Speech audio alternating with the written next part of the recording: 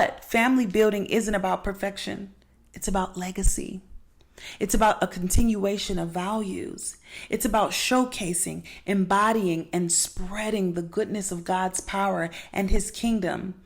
And what a privilege to be purveyors of what God's powerful hand looks like. You are his beautiful and good creation. To marry and procreate is an extension of that goodness. Marriage isn't the boogeyman. It's our pride. It's our ego, our sinful nature that must be subdued. And only submission to God can do that. Hello, family, and welcome back to the Bastion of Critical Thinking. My name is Raven, thought leader, therapist, and theologian, and I am always so happy to have you here with me. If you're new here, welcome. Have a seat. Clap it up for you. What we like to do here is reform culture and talk about all the ways that we can reform culture and bring solutions to it. So we do a lot of critiquing of it, but we also offer solutions because we never want to critique without offering a hand up to solve some problems as well. So with that in mind, today's topic will be no different from the work that we always do here. Today we're going to be talking about the infamous Cam Newton video and all the ways that was just, it was something. Let's just say that.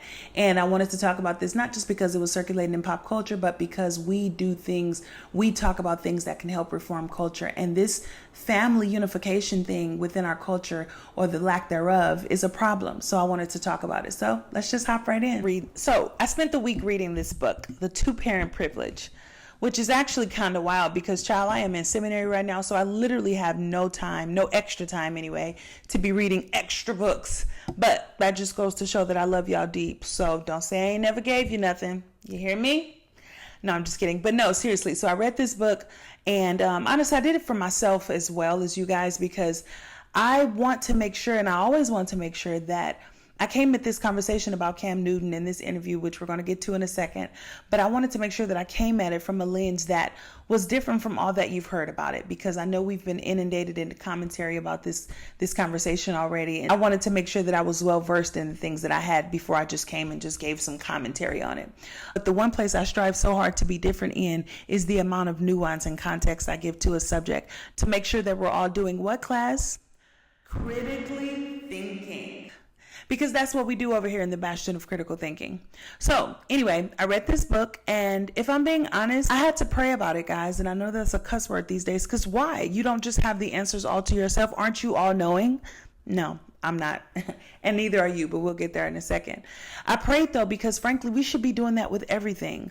I think that's the major cultural problem right now, is that none of us are bending the knee to anything that holds us accountable, or that is a life-affirming source of power higher than ourselves. We essentially have become our own moral compasses. We're so egotistical to the point that we really believe that we have enough wisdom to do family and life and society well enough independently. But if I can serve notice on you, baby, this is patently false, baby. I'm sorry. For me personally, I don't care how many books I read, how many certifications I garner, and how many degrees I earn. The Lord is and will always be my place of steady and my perspective builder, the center of my decision making, truly. I care about the family because the family is God's idea. And as I've been watching so many people make a case against what Cam has said in this interview, I was amazed by how many people have had to tie themselves into knots trying to make a case for why this is wrong. She said you're creating all of these broken families. I don't accept that. I don't accept the idea that every family where mom and dad don't live together are broken. It's not true. I don't accept that every family that isn't married, or every couple that's not married, is broken. It's not true. I don't accept the fact that every father who's non-custodial is part of a broken family. But she was talking about something else. She's talking about the fact that if you have 8 kids at the same damn time, or near the same damn time, you can, in at least 3 different households, and maybe in 3 different cities, you can't possibly physically be in all those places unless you're going to put them on a commune, unless you're going to do it in a kind of co-parenting a co-wife, co-husband thing. You can't possibly be present for everybody in the way that you need to. But the fact of the matter is, you can't be in two places at one time. You can't be in three places at one time. And so if you're doing that and planning for more, you can't be everywhere. And she's saying, don't act like this is just happening to you. Take ownership. Say, I am creating this situation. And the fact that he is creating this situation is a low functioning behavior. I think she's absolutely right about that. Again, a family isn't a family only when a man is in the house. A family isn't dysfunctional because a man isn't in the house. I'm not going to buy into that patriarchal logic either. There's lots of ways to have healthy, strong families. But if you are committing to parenting and then you commit to parenting 8 more times or 7 more times without a plan in place, and without a model that's functional in place, it is an unhealthy behavior. But I've been watching people on the internet celebrate this and say, well, it's his choice, it's his life. Well, yeah, it is his choice.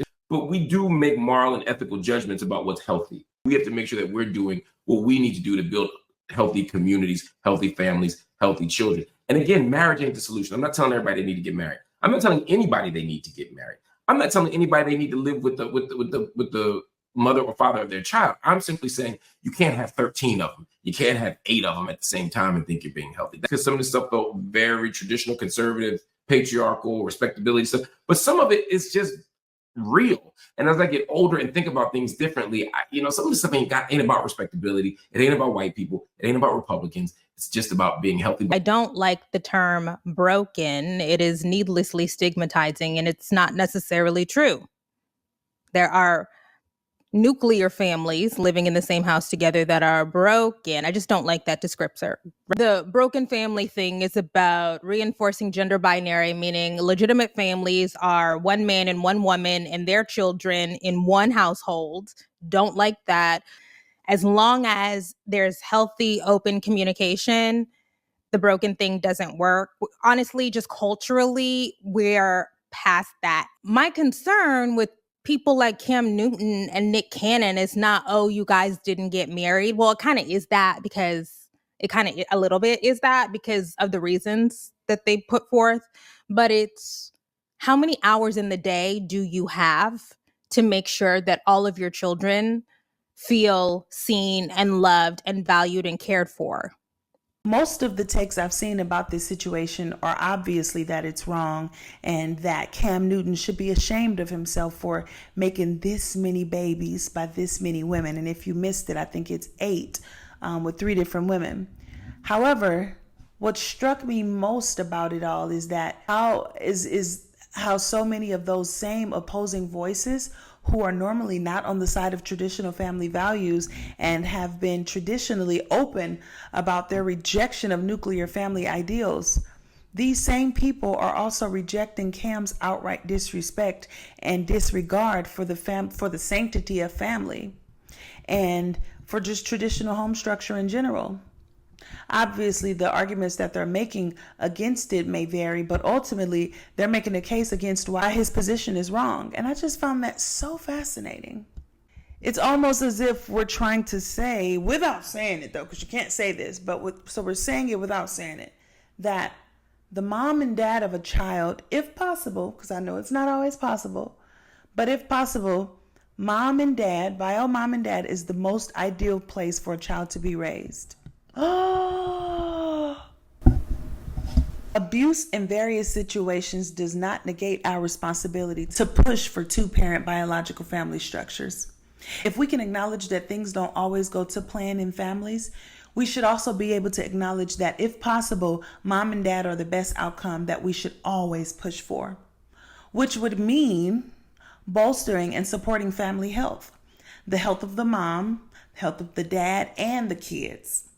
And in this video, we're going to be talking about why and how it became such a struggle for us to just call a thing when it comes to family being a God-centered idea that he gave a good blueprint for.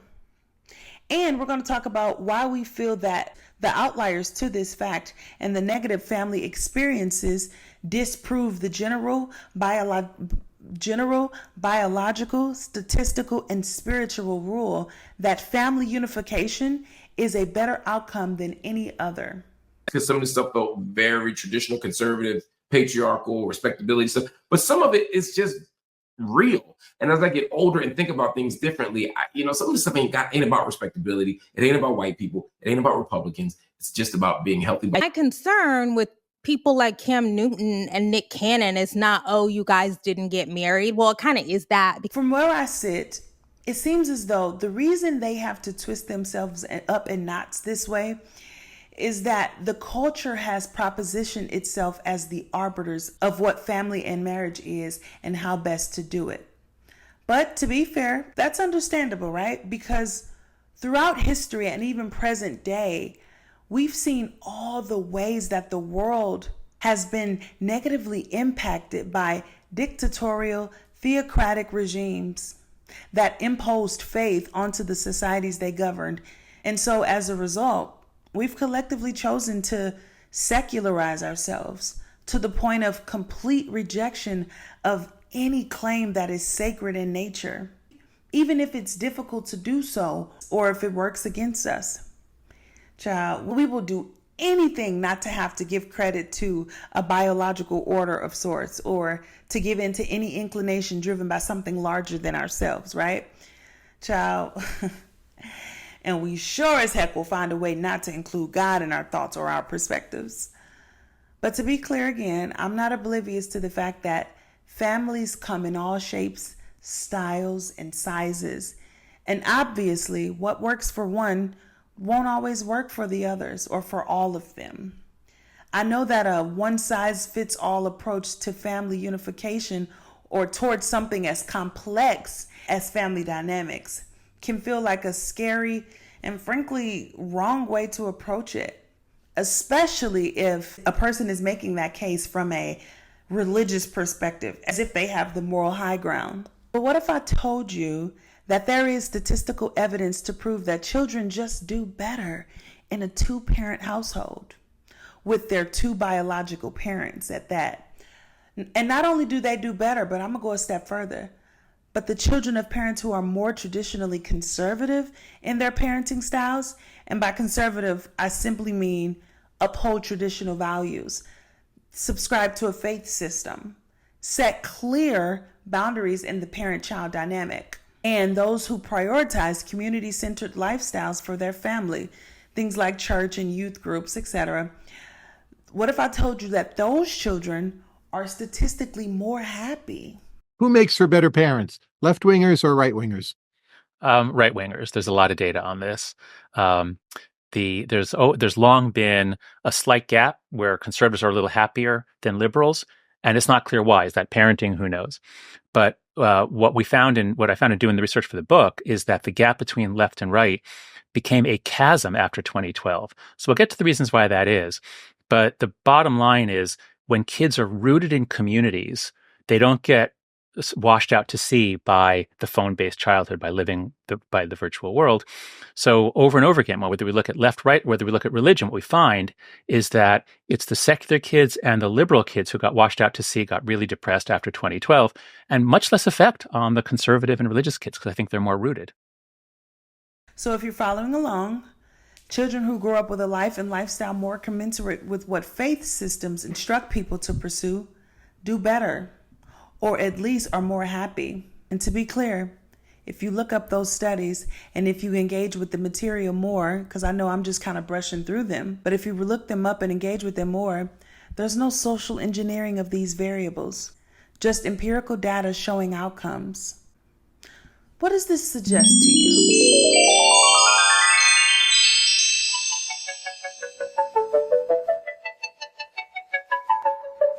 Butterfly in the sky, I can go twice as high. Take a look, it's in a book, a reading rainbow. I'll tell you what comes to mind for me. We were designed to be loved and be raised by our moms and our dads in community with other people. And one last thing, with a deep and serious reverence and acknowledgement of something bigger and more sacred than ourselves. And here come the Nuance Police.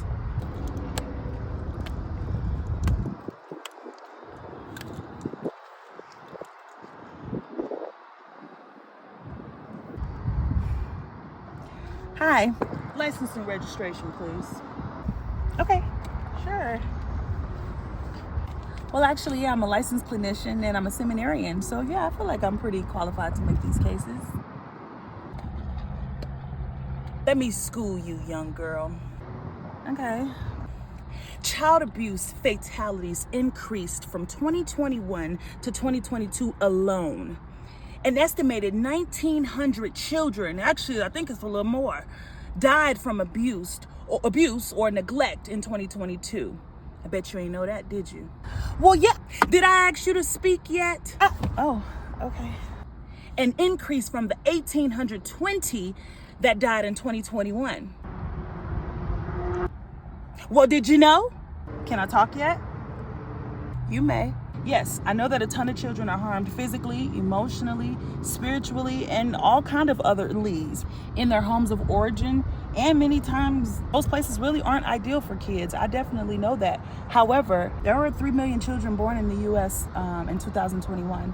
And so although 368,000 or however many you mentioned is a lot, and we definitely should be concerned about those kids in foster care as well as those kids being abused at home. What we also can't negate is that that number is totally incommensurate with the amount of children born each year in the States. And so what that means is the outliers still definitely prove the rule. We need to take care of those children and also be mindful that the truth is we have a ton more that just do well in their homes of origin. And that's okay to acknowledge. Okay. Well, watch your speed next time. Okay, bye. Ciao. What y'all be saying? Defund the police? Just kidding, we're not doing that. In The Two-Parent Privilege, the author makes a strong data-driven argument that children just simply fare better when raised in homes where both parents are present and married. Her case is not made from a moral or virtual standpoint like I'm trying to do, right? But rather through statistical evidence showing that children from two-parent married households tend to have better outcomes in various areas of life. Better economic stability is one thing. Statistically, two-parent households tend to have a greater financial stability. Single-parent households are also more likely to experience poverty, which obviously negatively impacts children. And then there's emotional and psychological well-being. Having both biological parents in the home provides more emotional support, leading to better mental health outcomes for children. Higher academic achievement is another one. Children in two-parent homes generally perform better in school. Also have higher graduation rates and are more likely to attend college. And then there's lower crime and behavioral issues as well. Kids from two-parent families are less likely to engage in delinquent behavior. In the book, she focuses on what has been statistically proven to work rather than claiming that marriage is inherently this virtuous thing. And I appreciated that personally because her approach helped to keep the argument grounded in research. That way she could avoid making moral judgments about non-traditional family structures, right? But even though she doesn't argue from a virtuous standpoint, we can draw virtuous conclusions from these statistics, I think. If marriage is statistically shown to provide better outcomes for children, offering things like stability, emotional support, and economic security, it also aligns with virtues like responsibility, commitment, and care for the well-being of future generations.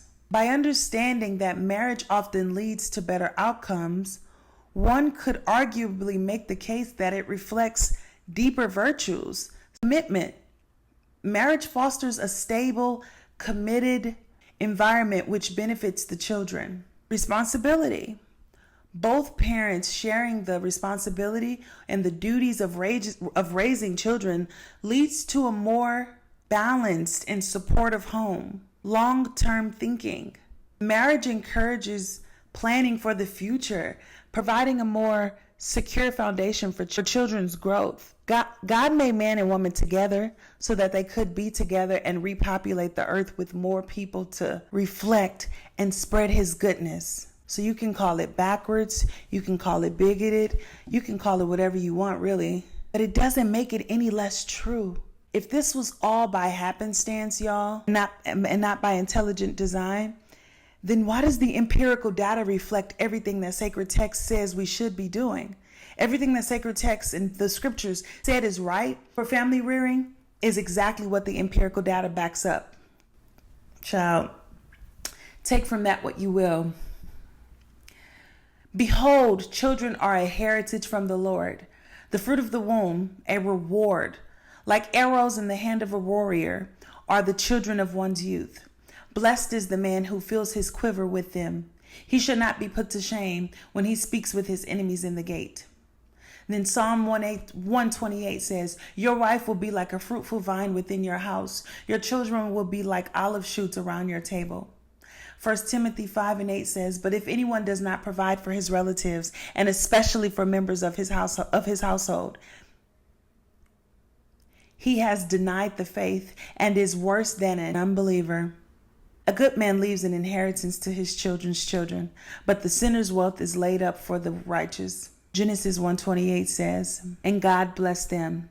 And God said to them, be fruitful and multiply, and fill the earth and subdue it, and have dominion over the fish of the sea, over the birds of the heavens, and over every living thing that moves on the earth.